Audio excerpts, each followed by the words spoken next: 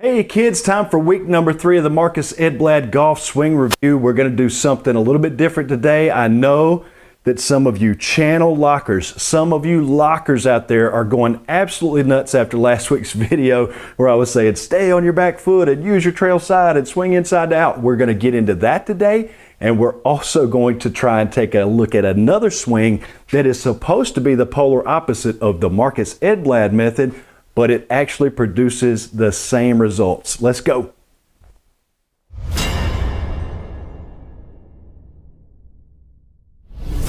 Hey everybody, welcome back to GolfTestDummy, the channel where I use my game to help your game. Like I said, today we're gonna do a three-way comparison. The 3 swings we're gonna put together are going to be the Marcus Edblad method, the channel lock method, and the Jim Venetos method. All of these are supposed to produce baby draws to strong draws and help out average golfers. Just a really quick refresher for everybody in case you don't understand what all 3 of these methods are. Of course, you know the Marcus Edblad golf method. We're going to be opened up to the target a little bit. We're going to have most of our weight on our back foot. We're going to be really swinging from the inside to out, swinging to right field. We're going to employ the trail arm and the trail side to generate the power and create the swing path to hit a draw.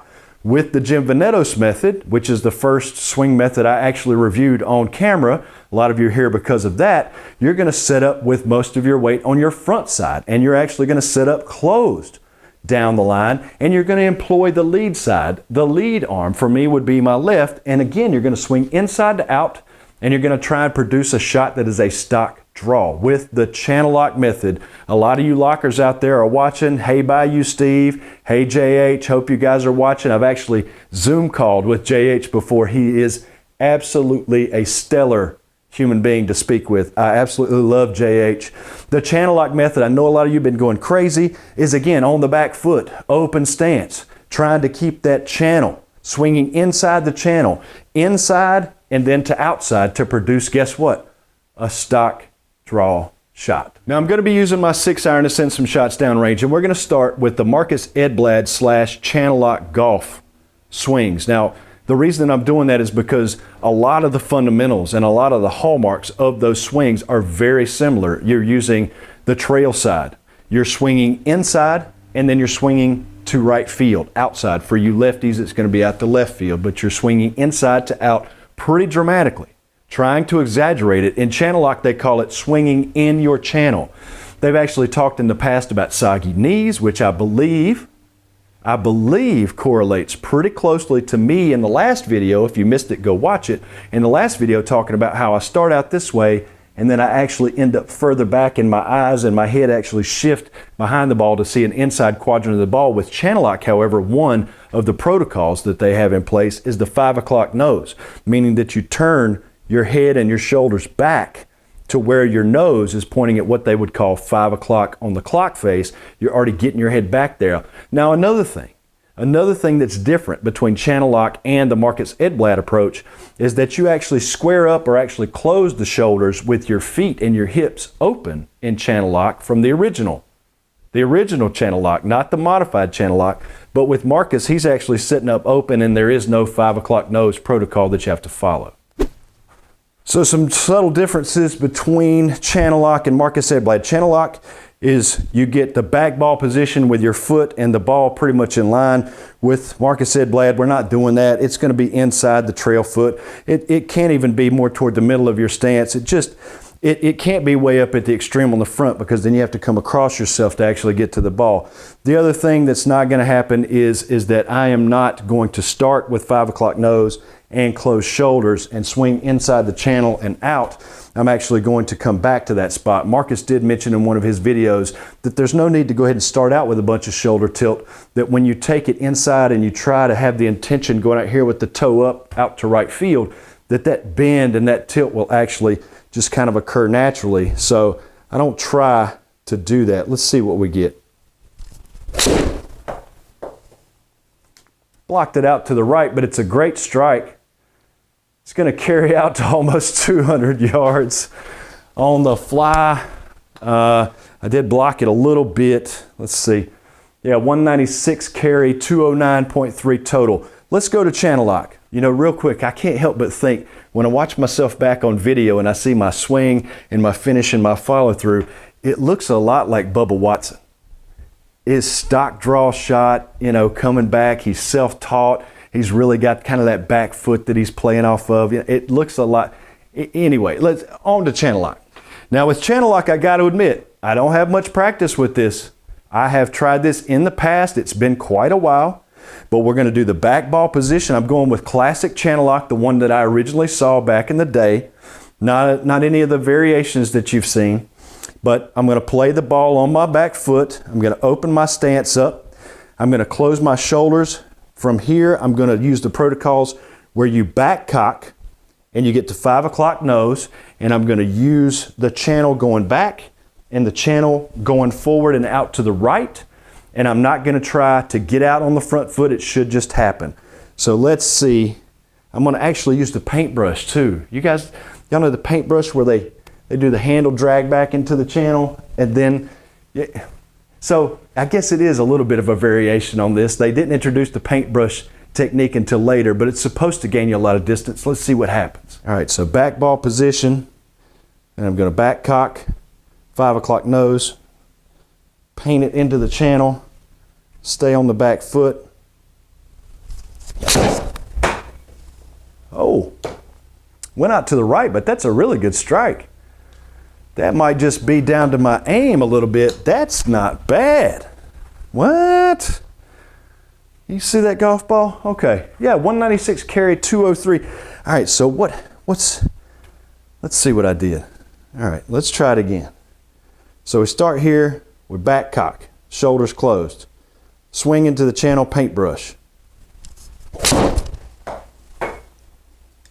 It's a little back onto the field a little bit, but that's a pretty good strike. And it's definitely gonna produce the stock draw. Again, total distance out over 200 yards. All right, now for the doozy. I know, you're going, well, the Jim Venetos method is so different, it's but the same. Here you go. All right, we're gonna try and explain this. All right, so the trail arm, the weight on the trail side, swing inside to out, and I'm gonna stay back here. Venetos, more of a front ball position. It can vary. It just depends on what trajectory you want, but I'm gonna play it pretty standard, and I'm actually gonna close my stance down a little bit, and then you turn your hips.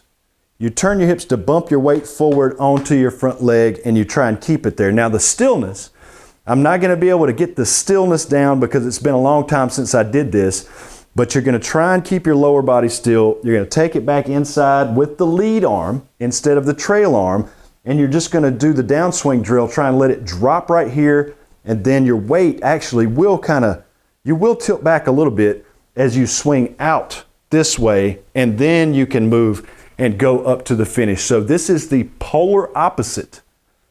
The polar opposite side. You were using all trail side, now we're using all lead side, and we're gonna produce the same damn result. It's been such a long time since the Jim Venetos method. Okay, all right. We're gonna try it. Pivot and then grip.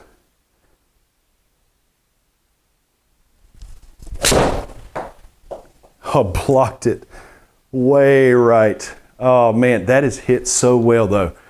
My God, that is hit well. I just left it way right. Oh, that carried 197, hit the rough and only got a tiny bit of roll to 202. Okay. All right, hold on. I'll get it, I swear. It's been a long time. There you go. There's the draw down the middle. Not quite as long. Still wasn't the perfect strike. It is really hard to switch between these methods. Okay, I got a lot of total distance because of the roll. It came out pretty low. Bear with me. I got to get one more JV swing in. What am I doing wrong? All right, so pivot, then grip. And I really want to take it inside with the lead arm.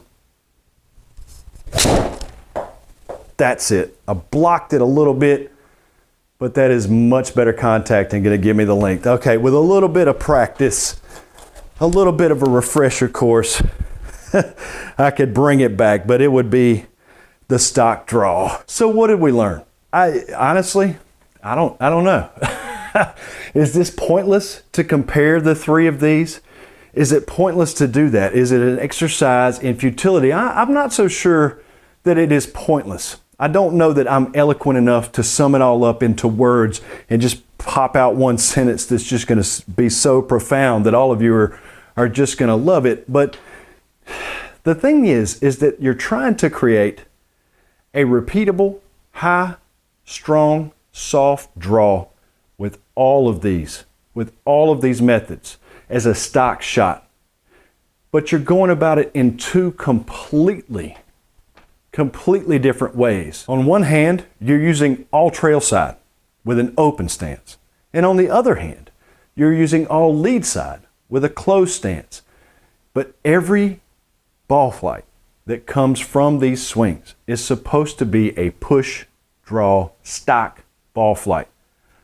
We're going to get one more swing with each one here. We're just going to do a medley. I'll start with channel lock, and then I'll go to the Marcus Edblad, and then I'll go back to the JVGA to finish out, and we'll wrap this video up.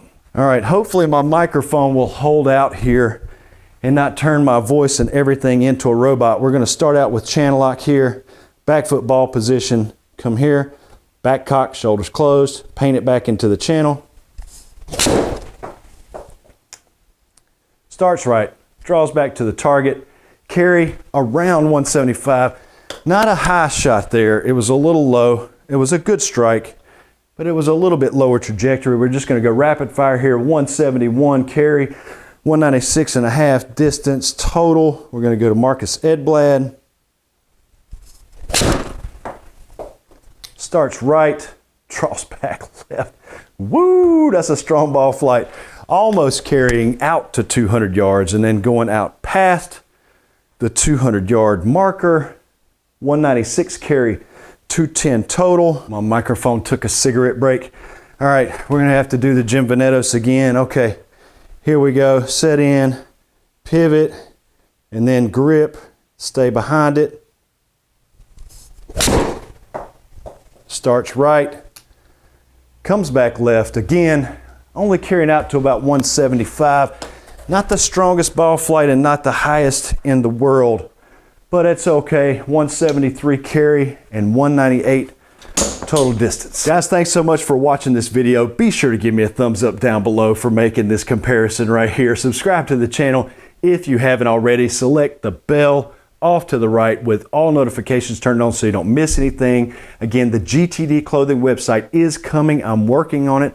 Hope to have it up maybe before the end of October if possible.